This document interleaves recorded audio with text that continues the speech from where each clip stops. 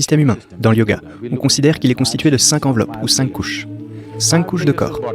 Dans le système yogique, il n'y a rien de tel que le mental. Il n'y a rien de tel que quoi que ce soit. Tout est vu comme le corps, parce qu'on le considère comme une technologie de transformation. Ces enveloppes sont appelées Annamaya Kosha, Manomaya Kosha, Pranamaya Kosha, Vijnanamaya Kosha et Anandamaya Kosha. Anna veut dire la nourriture que vous avez mangée. Ce que vous appelez mon corps n'est que la nourriture que vous avez mangée, n'est-ce pas? C'est un tas de nourriture. Petit ou gros, c'est votre choix. Mais c'est un tas de nourriture dans les deux cas, n'est-ce pas? Tout comme il y a un corps physique que vous avez accumulé de l'extérieur, il y a un corps mental. Quand on dit mental, il n'est pas ici ou là. Chaque cellule du corps a sa propre intelligence. Chaque cellule du corps a sa propre mémoire, n'est-ce pas? Donc il y a un corps lié au mental. Donc il est appelé corps mental ou Manomaya Kosha. Donc ça c'est le hardware, ça c'est le software. Ce hardware et ce software ne peuvent pas faire grand-chose s'ils ne sont pas branchés à une alimentation de qualité. Donc la troisième couche du corps s'appelle Pranamaya Kosha, ou corps énergétique. Ces trois sont de nature physique. L'enveloppe suivante du corps est un corps transitoire, qui est appelé Vijnanamaya Kosha. C'est un corps transitoire, du physique au non-physique. Il est en transition. Il n'est lié à aucune des qualités physiques, mais en même temps, il n'est pas devenu complètement non-physique non plus. La cinquième enveloppe s'appelle Anandamaya Kosha. En français, ça se traduit par corps de félicité.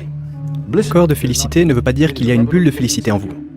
On l'appelle corps de félicité parce que dans notre expérience, chaque fois qu'on le touche, on entre dans un état de félicité. Donc on l'appelle corps de félicité. Ce n'est pas sa nature, c'est ce qu'il cause pour nous. C'est une dimension non physique, qui est la source de tout ce qui est physique. Si vous alignez le corps physique, le corps mental et le corps énergétique, s'ils sont correctement alignés et équilibrés, il n'y aura pas de maux physiques ou psychologiques en vous. Ce ne sont que des désalignements qui causent toutes sortes de problèmes. Lorsque le corps est à l'aise, il n'y a pas de malaise. Donc si vous alignez ces trois choses, alors seulement vous avez un passage. Vous avez une possibilité de toucher l'Anandamaya Kosha, où la félicité devient un processus naturel.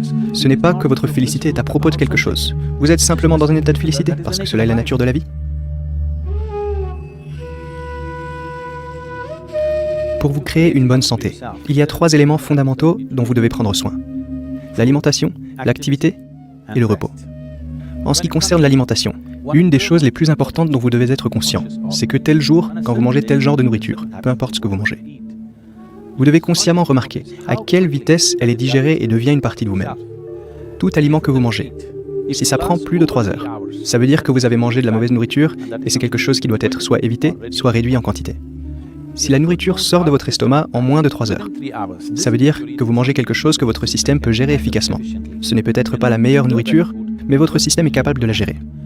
Et entre un repas et le suivant, si vous créez un écart net de 5 à 6 heures, et que vous n'ingérez rien entre-temps, vous verrez le processus de purification dans le système au niveau cellulaire.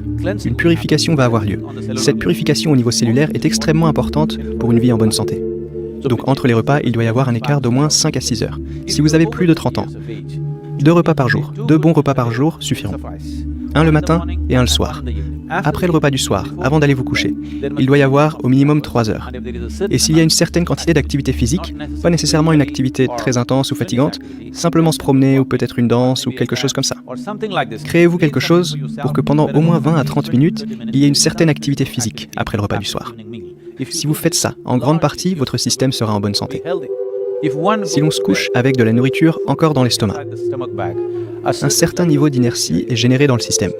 Cette inertie, physiologiquement, c'est comme accélérer vers la mort. La mort est l'inertie ultime. Et si vous allez au lit l'estomac plein, d'une part, cela génère de l'inertie.